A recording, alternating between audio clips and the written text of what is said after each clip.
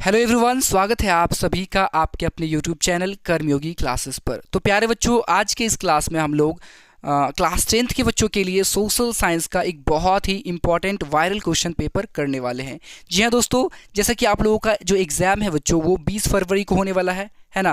Class 10th के social science का exam 20 फरवरी को है और इसके लिए हम लोग इस वीडियो यानी इस क्लास में एक बहुत ही इंपॉर्टेंट क्वेश्चन पेपर करने वाले हैं। ठीक है, तो अगर आप लोग हमारे इस चैनल पर पहली बार आए होंगे तो चैनल को सब्सक्राइब जरूर से कर लीजिएगा और इस वीडियो को अपने दोस्तों में शेयर जरूर से कर लीजिएगा। ओके बच्चों, जैसा कि आप लोग यहाँ पे देख पा रहे हैं कि सेकेंडरी स्कूल एग्जामिनेशन 2026 यानी कि माध्यमिक स्कूल 2026 के लिए ये सोशल साइंस का क्वेश्चन पेपर है और इससे बहुत सारे क्वेश्चंस आपके एग्जाम में यानी कि 20 फरवरी के एग्जाम में आप लोगों के सामने आएंगे। ओके बच्चों, तो ये वीडियो आप लोग अंत तक जरूर से देखिएगा। तो चलिए हम लोग इस वीडियो को शुरू कर लेते हैं।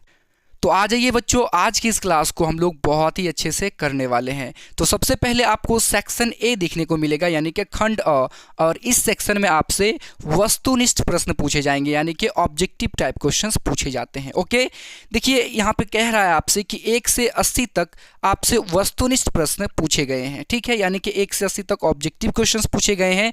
इनमें से आपको केवल 40 का ही उत्तर देना है। कहाँ देना है बच्चों? OMR सीट पर देना होता है। ओके, यहाँ तक आपने समझ लिया है। आपसे 1 से 80 तक ऑब्जेक्टिव क्वेश्चन पूछे जाएंगे और इनमें से केवल आपको 40 का ही आंसर देना होगा और प्रत्येक क्वेश्चन जो है सो बच्चों 1 नंबर का रहने वाला है। तो 40 में 40 आप लोग बहुत ही आसानी से ला सकते हैं। ओके बच्चों, चलिए अब हम लोग क्वेश्चंस की ओर बढ़ते हैं। पहला क्वेश्चन आपके सामने आ चुका है, आप लोग आंसर जरूर से दीजिएगा कमेंट बॉक्स में। ओके, क्या कह रहा है कि इटली के एकीकरण का जनक कौन है? यहाँ पे आपसे पूछा जा रहा है कि इटली के एकीकरण में जो सबसे अहम रोल रहा है वो किनका रहा है? तो मेजनी का रहा है। ओके बच्चों, option number C will be the right answer for this question number 1। Italy के एकीकरण में यानी कि जनक जो मेन रोल है यानी कि हीरो कह सकते हैं आप, वो मेजनी है। ओके, आगे बढ़ते हैं। अगला देखिए 2 नंबर प्रश्न आपसे पूछ रहा है कि जर्मन राइन राज्य का निर्माण किसने किया था? बहुत ही इंपॉर्टेंट क्वेश्चन है और ये जो निर्माण किया गया था जर्मन राइन राज्य का, ये नेपोलियन बोनापार्ट के द्वारा किया गया था। ओके बच्चों, आगे बढ़ते हैं। अगला देखिए तीसरा सवाल है कि गैरीबाल्डी पेशे से क्या था, यानी कि वह कौन सा काम किया करता था? ठीक है ना, ऑक्यूपेशन इसको बोलते हैं।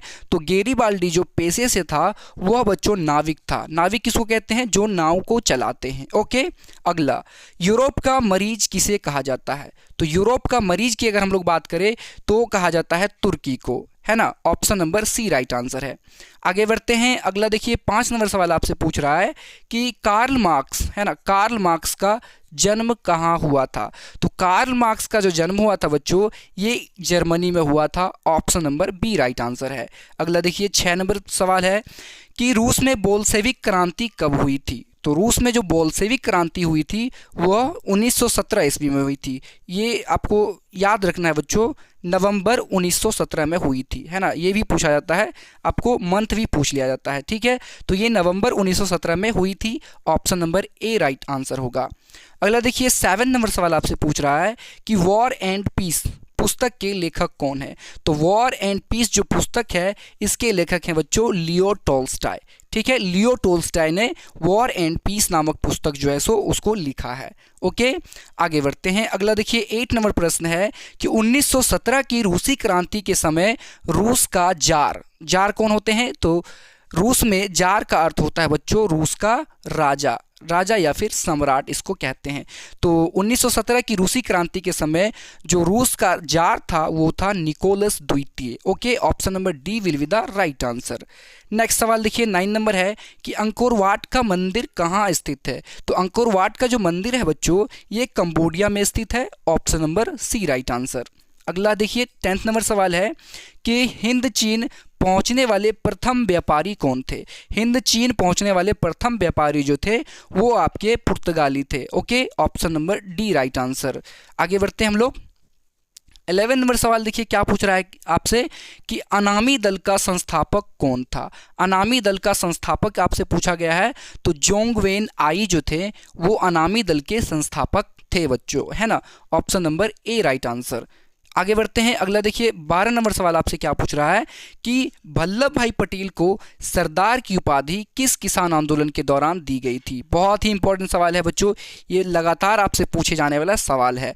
तो देखिए वल्लभ भाई पटेल को जो सरदार की उपाधि दी गई थी ये आपके बारदोली के किसान आंदोलन में, है ना। ये कौन सा आंदोलन था, तो किसान आंदोलन था, है ना।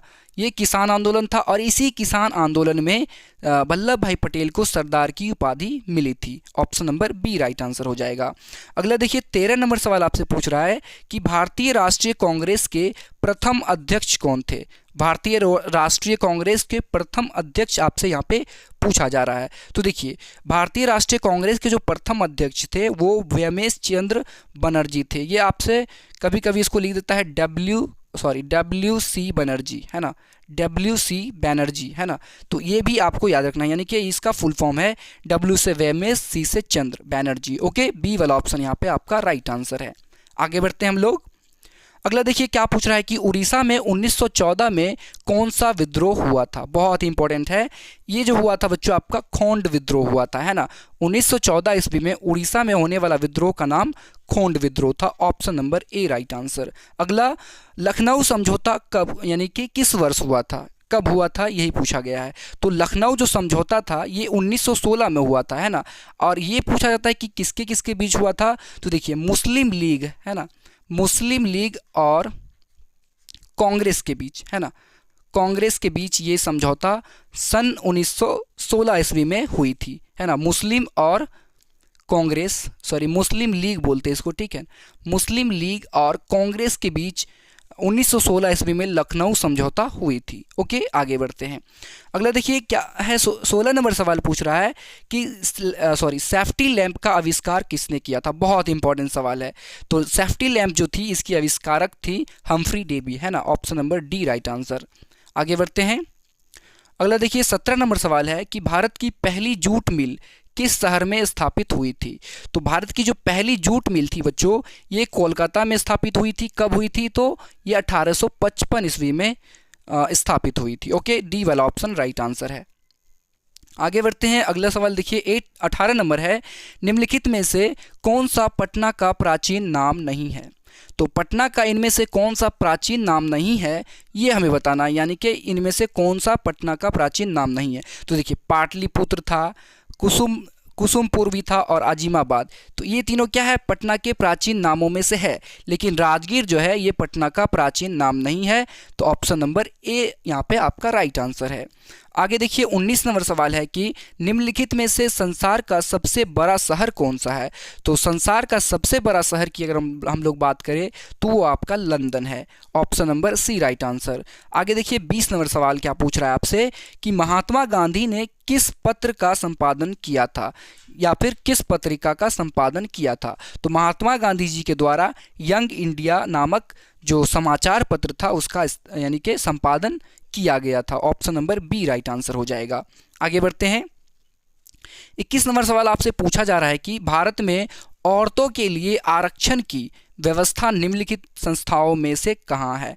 तो भारत में जो औरतों के लिए जो आरक्षण की व्यवस्था है बच्चों ये पंचायती राज संस्था में है ना। पंचायती राज संस्था में महिलाओं को 50% अधिकार जो है सो दिया गया है, यानी कि आरक्षण जो है सो दिया गया है ना। ऑप्शन नंबर सी यहाँ पे राइट आंसर है। आगे बढ़ते हैं। अगला देखिए सवाल 22 नंबर आपसे पूछ रहा है कि पंचायती राज अधिनियम भारतीय संविधान के किस अनुच्छेद में है, यानी कि किस आर्टिकल में पंचायती राज अधिनियम को रखा गया है। तो ये अनुच्छेद 241 में रखा गया है। Option number A right answer होगा। आगे बढ़ते हैं बच्चों।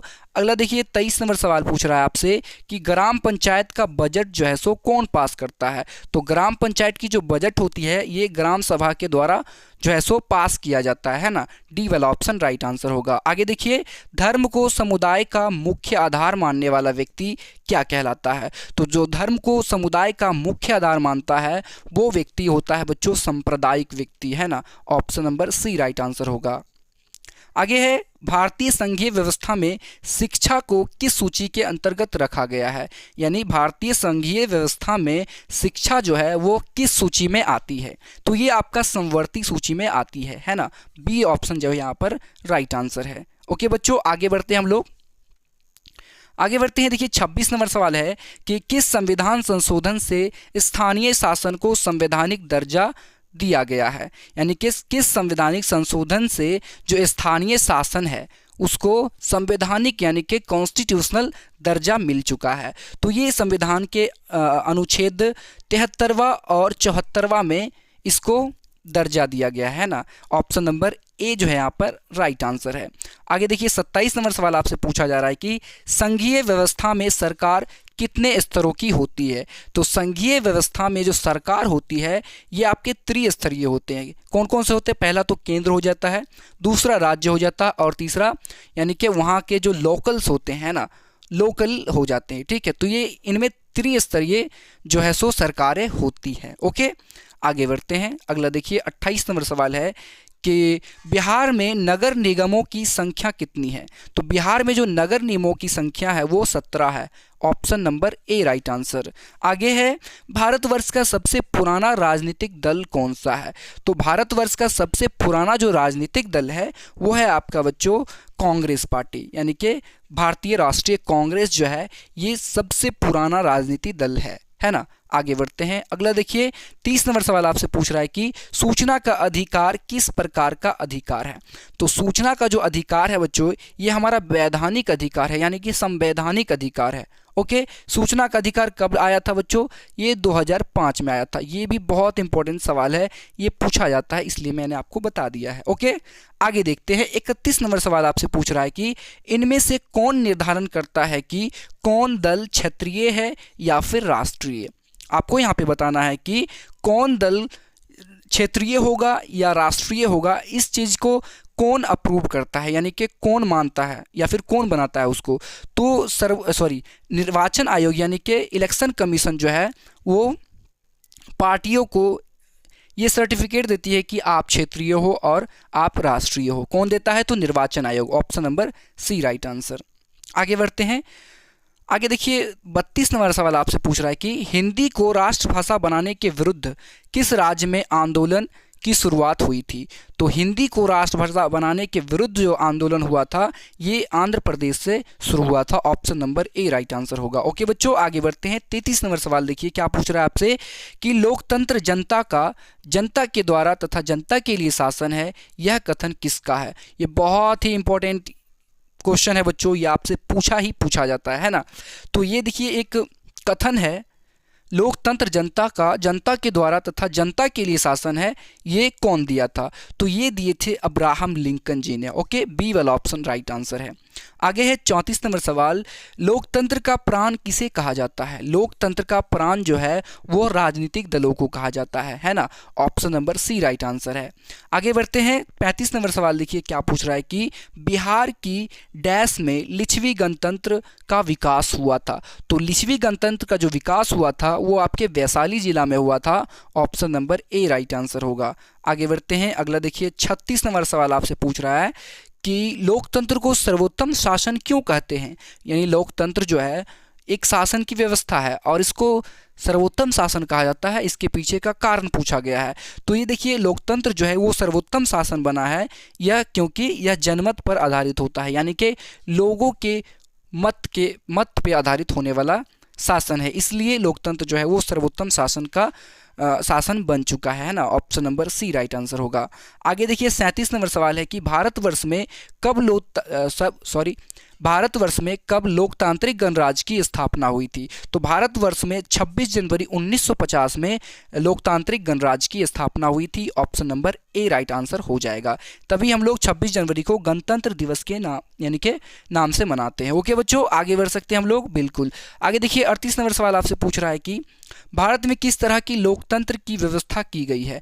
तो भारत में जो लोकतंत्र की व्यवस्था है वो है अप्रत्यक्ष, है ना। जनता खुद से जो है सो कानून नहीं बनाते, वो अपना प्रतिनिधि चुनते हैं और वो जाकर के कानून वगैरह सब बनाते हैं ना। तो ये अप्रत्यक्ष है। Option number B right answer हो जाएगा। आगे आता है 39 नंबर सवाल कि लोकसभा में निर्वाचन हेतु कुल सीटों की संख्या कितनी है। लोकसभा में निर्वाचन हेतु कुल सीटों की संख्या पूछी गई है तो 543 है ना। Option number B right answer हो जाएगा। आगे बढ़ते हैं। 40 नंबर सवाल है कि नेपाल में माओवादी नेता कौन है। तो नेपाल में माओवादी नेता है पुष्प दहल प्रचंड, है ना, option number A right answer है। आगे बढ़ते हैं, 41 नंबर सवाल है, भारत में कुल क्षेत्रफल का कितना प्रतिशत पठारी क्षेत्र है? तो 30%, लगभग 30% जो है वो पठारी क्षेत्र है भारत में, ठीक है। आगे बढ़ते हैं, अगला देखिए 42 नंबर है, पुरातन जलोढ़ मृदा का दूसरा नाम क्या है? पुरातन जलोढ़ मृदा, इसका मतलब क्या हुआ बच्चों? पुराने, है ना, पुराने जलोढ़ मृदा को हम लोग क्या कहते हैं, या फिर दूसरा नाम क्या है? तो देखिए, पुराने जलोढ़ मृदा जो होती है उसको हम लोग कहते हैं बांगर, ओके, और जो नए जलोढ़ मृदा होती है उसे कहा जाता है बच्चों खादर, है ना, इसको कहा जाता है खादर। ये चीज़ आपको ध्यान रखनी थी। यहाँ पे फिलहाल वी वाला ऑप्शन राइट आंसर है। आगे देखिए 43 नंबर है कि अजैव संसाधन के उदाहरण निम्नलिखित में से कौन है? तो अजैव संसाधन किन से बनते हैं बच्चों? तो मृत जीवों से अजैव संसाधन का निर्माण होता है ना। तो देखिए, मृदा जो है एक यानी कि अजैव संसाधन, इनमें क्योंकि इनमें प्राण नहीं होते, बाकी वनस्पति यानी कि पेड़ पौधा मछलियाँ मानव इनमें जान होती है, तो ये कैसे हैं? जैव संसाधन है, लेकिन मृदा जो है आपका ये अजैव संसाधन है, ओके। आगे बढ़ते हैं, अगला देखिए 44 नंबर है कि प्राणियों के शरीर में कितना प्रतिशत जल की मात्रा निहित होती है? तो 65%, option number C right answer है। 45 नंबर है कि बिहार में अति जल दोहन से किस तत्व का संकेंद्रण बढ़ा है? यानी कि तत्व का संकेंद्रण बढ़ चुका है बाढ़ के वजह से, यानी कि जल के दोहन से। तो आर्सेनिक का जो है संकेंद्रण बढ़ चुका है बच्चों, ठीक है, option number C right answer होगा।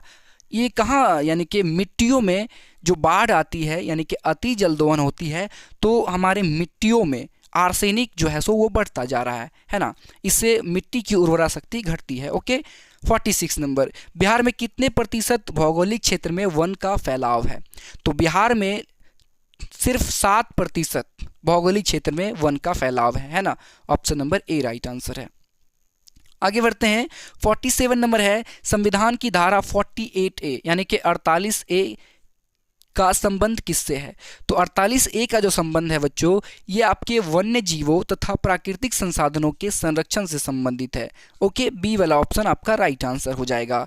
आगे बढ़ते हैं हम लोग, 48 नंबर है, चरक का संबंध किस देश से था? तो चरक कौन थे बच्चों? हमारे प्राचीन भारत के आयुर्वेद थे, है ना, यानी कि महान आयुर्वेद यानी उनको कह सकते हैं। तो ये भारत से थे और इनका जो संबंध था वो आयुर्वेद से था, okay, option number A right answer होगा।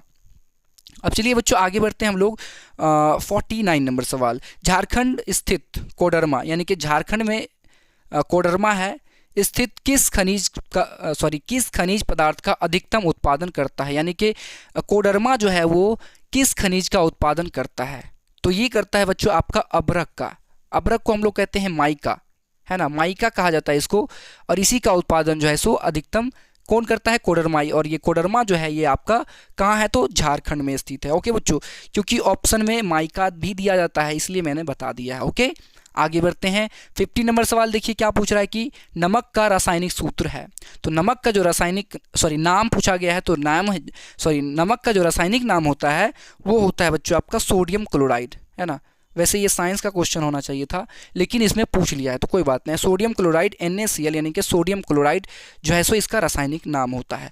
हाँ जी बच्चों, तो हम लोगों ने इस वीडियो में सोशल साइंस के 50 मोस्ट इंपॉर्टेंट ऑब्जेक्टिव क्वेश्चन जो है सो अभी के इस क्लास में हम लोगों ने कर लिया है। अब आप कमेंट करके बताइए कि इन 50 में से आपने कितना क्वेश्चन सही किया है ना बच्चों, जरूर कमेंट कीजिएगा। और ये वीडियो आपको कैसा लगा बच्चों, आप लोग जरूर से कमेंट कीजिएगा, है ना।